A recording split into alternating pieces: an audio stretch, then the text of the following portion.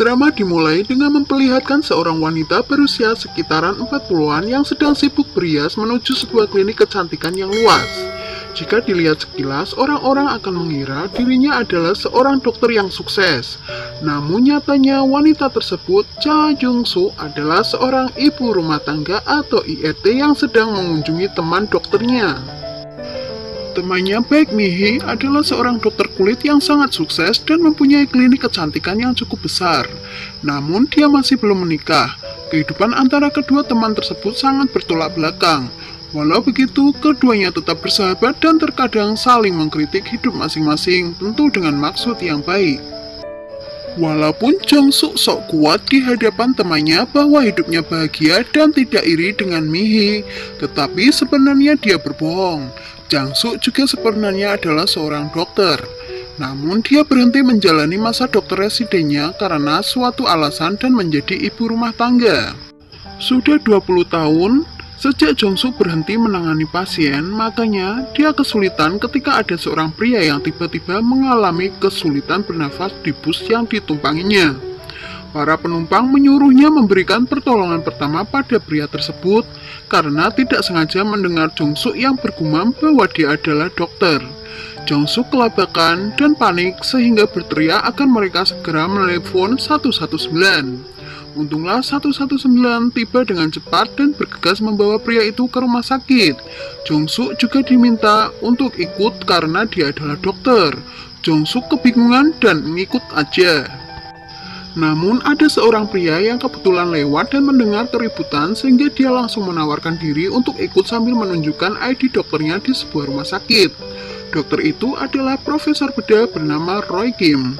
Dia tidak sengaja mendengar ucapan para penumpang bus yang meragukan kemampuan Jong-suk, sehingga dia menawarkan diri.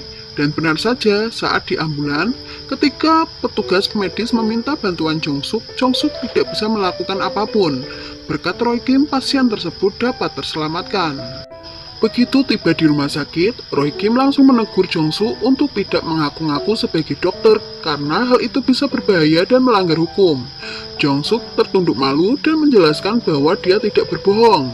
Dia adalah dokter yang sudah tidak bekerja selama 20 tahun, makanya dia tidak tahu harus melakukan apa. Walau begitu, dia berterima kasih pada Roy Kim yang sudah membantu dan sangat keren tadi. Sen di tempat lain di rumah sakit Universitas Kusan. Disinilah suami Jong-suk, So In-hoo, bekerja. In-hoo bekerja sebagai profesor bedah dan sangat dihormati oleh semua dokter di sana. Anak pertama Jong-suk dan In-hoo, So Jung-min, juga bekerja di sana sebagai dokter residen tahun pertama sambil menyembunyikan identitasnya sebagai putra dari In-hoo. Tidak hanya putranya, Jung-min, yang bekerja di sana, tetapi selingkuhan In-hoo pun bekerja di sana sebagai profesor departemen dokter keluarga. Nama selingkuhan In-hoo adalah Cho Sung-hee. Jong-suk baru saja menjalani hari yang melelahkan dan begitu sampai di rumah, dia sudah harus melayani mertuanya.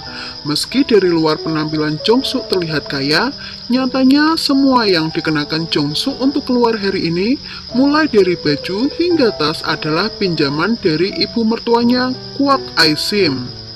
Nyonya Kwak sepertinya menyadari keminderan Jong-suk terhadap Mi-hee.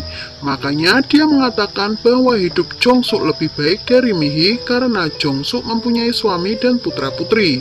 Ini lebih baik daripada hidup lajang. Walau begitu, tetap saja Jong-suk merasa hidupnya hampa. Seperti sekarang, dia harus menyiapkan makan malam untuk keluarganya sendirian. Setelah disiapkan pun, terkadang dia masih harus mendengar keluhan terkait masakannya. Salah satu yang terlalu sering mengeluh adalah suaminya. Jong-suk kesal tetapi berusaha keras untuk menahan diri agar tidak mengamuk di hadapan anak-anaknya. Di tempat lain, sepulang dari rumah sakit, Sung-hee tidak langsung pulang ke rumah, melainkan pergi ke sebuah rumah meramal. Dia diramal bahwa selamanya dia akan hidup sebagai simpanan meskipun dirinya berbakat dan kompeten. Mau dia menikah atau tidak, hidupnya tidak akan berubah. Peramal itu juga bilang kalau Sung-hee harus menunggu sebentar lagi karena akan ada satu kesempatan yang akan datang dalam waktu dekat. Kembali ke rumah In-hoo. Jungsuk dan Inhu sudah lama hidup pisah ranjang, lebih dari 10 tahun. Alasannya karena Inhu dulu sering pulang larut dan tidak ingin mengganggu Jungsuk. Tapi karena sekarang Inhu sudah tidak pulang larut, Jungsuk menyarankan agar mereka kembali tidur bersama. Semua perkataan malah diabaikan karena Inhu lebih fokus dengan HP-nya. Dia padahal menyadari jelas kalau Jungsuk mencoba merayunya, tapi dia malah bersikap acuh dan mengabaikan semua hal tersebut. Jelas saja Jungsuk merasa kesal, walau begitu Inhu masihlah suami bagi Jungsuk. Keesokan harinya, Jungsuk pergi ke mall untuk membelikan kacamata hitam baru bagi Inhu yang akan melakukan perjalanan dinas ke luar negeri untuk seminar medis. Di tengah-tengah belanja, kepalanya teramat sangat pusing. Begitu sadar, Jungsuk sudah berada di ruang UGD rumah sakit. Hatinya cemas karena kelihatannya kondisinya tidak begitu baik hingga dokter jaga menyarankan untuk mengecek darahnya. Orang pertama yang Jungsuk hubungi adalah suaminya. Suaminya sekarang sedang berada di mall dan berbelanja bersama Sung Hee. Sung Hee membelikannya sebuah kacamata hitam, tapi Inhu malah berbohong ke Jungsuk kalau dia sedang ada di bandara. Saat tahu Jungsuk ada di UGD, hal pertama yang ditanyakan Inhu adalah apa dia sakit parah. Ini dari pembicaraan panjang mereka. Inhu enggan untuk membatalkan seminar medisnya jika kondisi Jungsuk tidak begitu parah. Dia menyuruh Jungsuk untuk menelpon ibunya saja untuk minta ditemani. Nyonya Kwak sekarang lagi berada di tengah acara reuni dan sibuk menyombongkan hidupnya. Dia membanggakan menantunya, anaknya, dan cucunya. Mendengar semua ucapannya, teman-temannya merasa kalau Nyonya Kwak hanya memperlakukan menantunya itu seperti pembantu. Dan memang itu yang terjadi. Mereka jadi merasa kasihan dengan menantunya Nyonya Kwak dan bersyukur tidak menjadi besan Nyonya Kwak. Dan memang itu benar, buah jatuh tidak jauh dari pohon. Sama seperti Inhu, Nyonya Kwak juga tidak begitu peduli mendengar Jungsuk yang masuk UGD. Dia malah mementingkan untuk pergi ke SPA yang sudah direservasinya daripada pergi ke rumah sakit menemui Jungsuk jika kondisinya tidak parah. Hati Jungsuk jelas sakit mendapati sikap dingin suami dan mertuanya. Dan benar hanya kasih orang tua yang terbaik. Saat dia menelpon ibunya, ibunya sudah langsung tahu kalau ada sesuatu yang terjadi. Di bandara, Inhu kelihatan gelisah. Sung Hee menyadari itu dan menyuruhnya untuk pergi melihat keadaan Jungsuk saja. Tetapi Inhu malah menolak dan lebih memilih memberikan kejutan untuk Sung Hee. Dia membelikan Sung Hee sebuah gelang yang mahal. Entah ini adalah perjalanan seminar medis beneran atau tidak. Tapi lebih kelihatan seperti perjalanan bulan madu untuk Inhu dan Sung Hee. Berada di UGD dan melihat kinerja dokter-dokter di sana, Jungsuk jadi teringat pada kenangannya saat menjadi residen. Hasil pemeriksaannya masih lama keluar. Jadi dia memutuskan untuk makan di kantin rumah sakit dulu. Jungsuk memilih menggunakan tangga untuk ke kantin yang ada di lantai 5. Tapi malah nggak sengaja berjumpa dengan Roy Kim yang sedang mengobati pasien. Jungsuk sempat salah paham mengira Roy Kim melakukan hal tidak benar ke anak di bawah umur. Ternyata anak itu mengalami kecelakaan motor dengan temannya dan menolak diobati.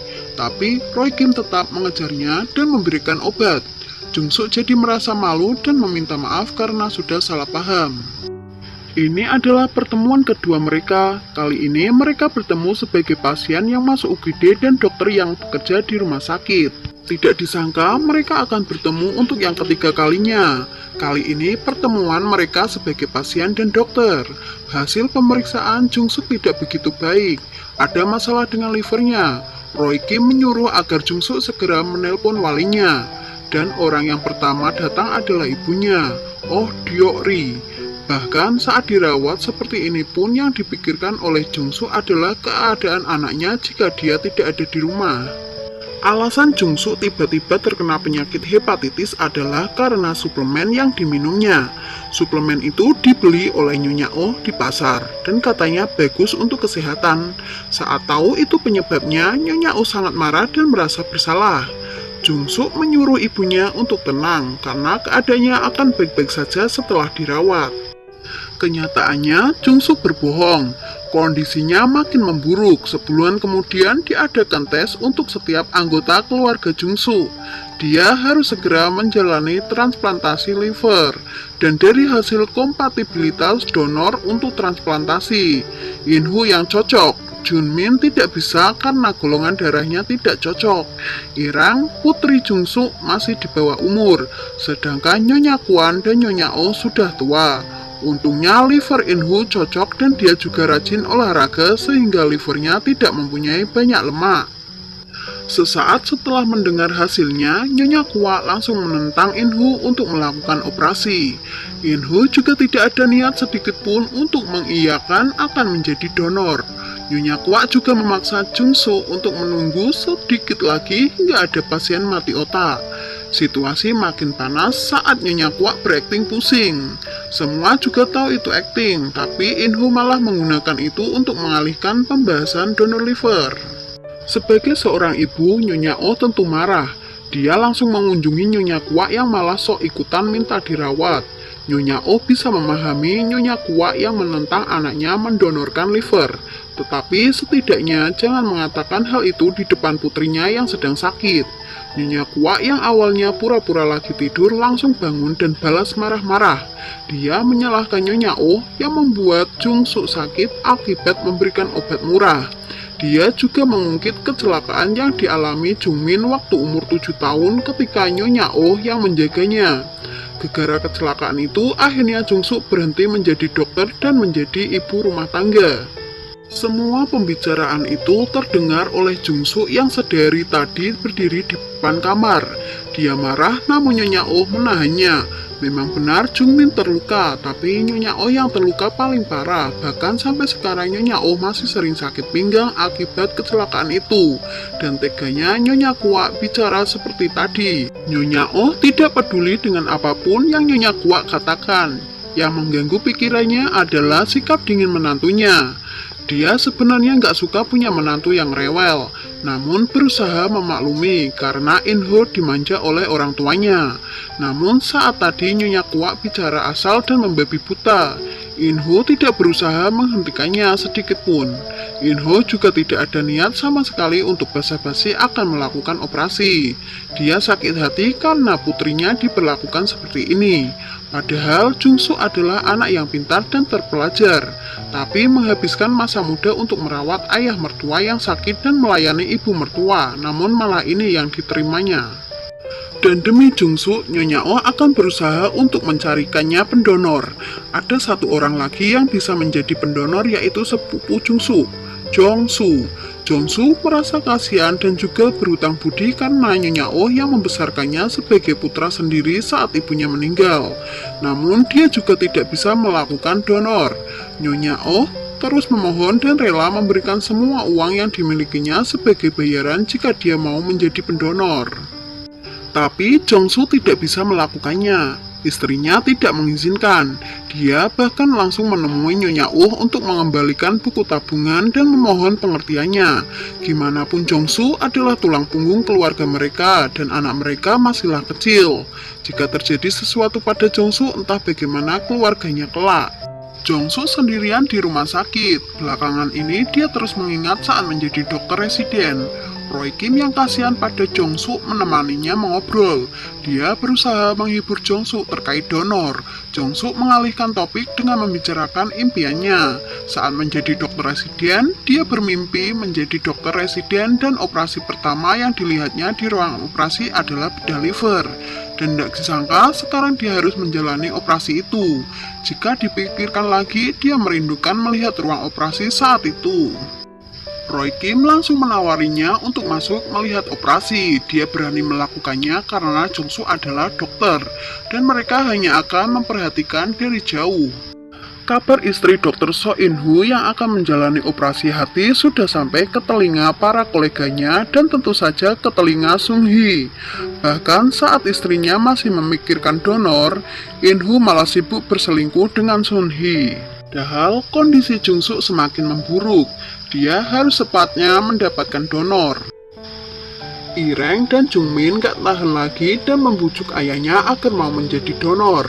Karena kedua anaknya sudah meminta, Inho baru mau menjadi donor. Dia pun memohon persetujuan dari ibunya. Nyonya Kwa tetap gak setuju dan memulai mengungkit masa lalu. Dia menyalahkan Inho karena menikahi Jongsu yang gak punya apapun dan melepaskan Sung-hee. Yap, Sung-hee adalah cinta pertama Inho.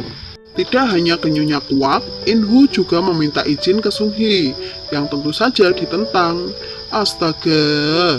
Setelah menguatkan tekad, Inho akhirnya mengunjungi Roy Kim untuk konsultasi sebelum menandatangani persetujuan donor.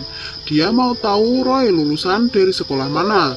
Tidak disangka Roy ternyata tinggal di Amerika dan mendapat gelar sarjana dari Stanford dan masuk fakultas kedokteran Harvard. Wah, hebat ya!